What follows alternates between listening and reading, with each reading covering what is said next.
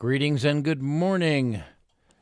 It is Monday, October the 2nd, 2023, and this is the Monday Morning Report. Thomas Caldwell here with the Aurelian Column. And it's been an interesting week, and another one seems to be approaching.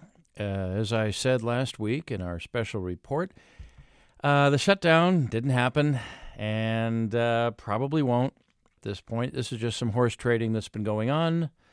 And the horses are, though, quite ugly in this case. They're not thoroughbreds. This is one of the reasons why much of the mainstream media cannot be trusted. They don't really go into why things are happening. They just talk about cataclysm.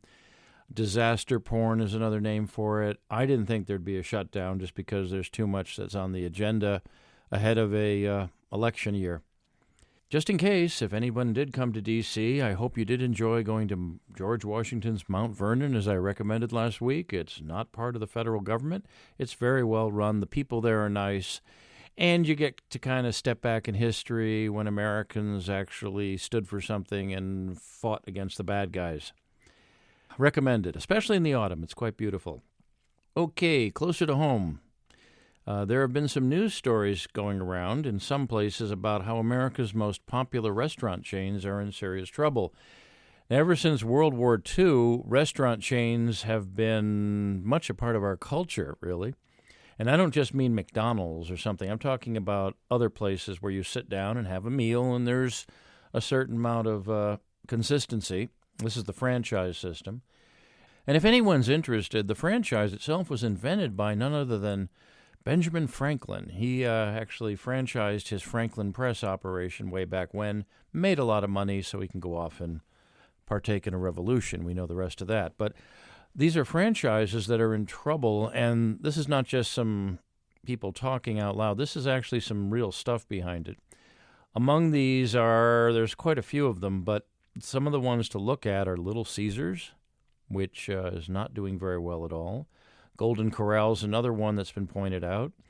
Cracker Barrel, of all places, and Olive Garden. Another couple, Dairy Queen, which is really a kind of a fast food place. I don't really think of it as a sit-down, but it's a classic one. One I found that was very, very surprising was Texas Roadhouse, which apparently is still recovering from the death of its founder, CEO, a few years ago. And that's kind of funny. I don't eat out much myself, but when I do, and I've been to Texas Roadhouse, it's always been mobbed, even like during the middle of the week. There's quite a few others, but I would just take a look and, just look in your local area to see what happens. Denny's is another name that popped up, but I have a hard time believing they're doing badly.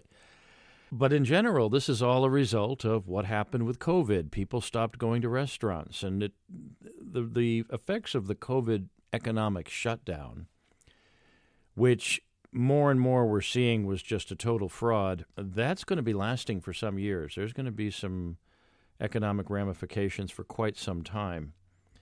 So I would just, see what you can do, but I think eating at home might be where to go. One of the fast food chains that is supposed to be in trouble is Burger King. That doesn't surprise me considering how it's moved into the vegetarian category in some cases and fake meat and all that other stuff. That doesn't seem to go very well anywhere. But speaking of eating and inflation and other economic things, there's a formula that I've been kicking around with and bouncing it off a few other people that are more schooled in economics than myself. And this is to put together your own local index for inflation, or for price raising and things such as that. And here are some items to look for and keep track of. Now, first of all, you'd be surprised at this, but one of the food items to follow the prices on is cucumbers. That seems to be a real weird indicator, I found out. I don't know if anyone's done any studies on it or anything, but a few people I know that follow this have told me, said cucumbers are usually something telltale. Give you an example, in my area, a store that I usually buy my food at, they're 88 cents. And I remember that they were probably about 12 to 15 cents cheaper a little more than a year ago.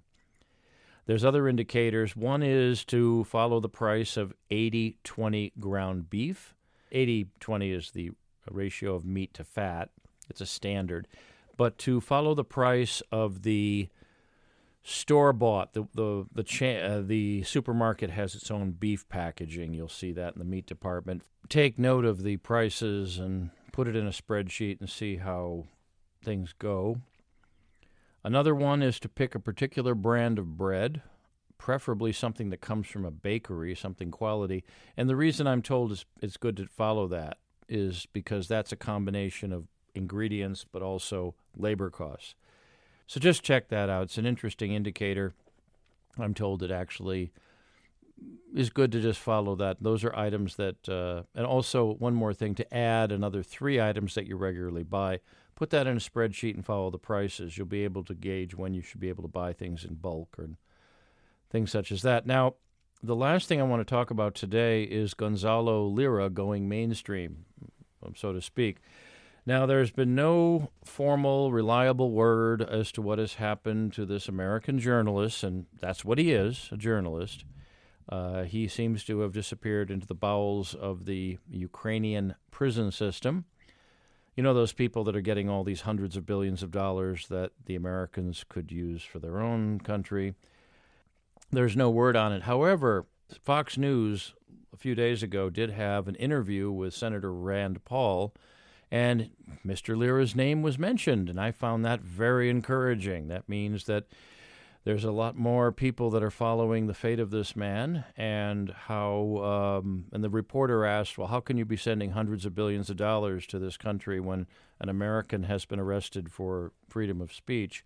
Senator Paul did not answer that, but he did point out some rather basic stuff that all the U.S. is doing at this point is borrowing money at interest from China and just giving it to Ukraine, and the U.S. government's even funding the pensions of retirees of the government there.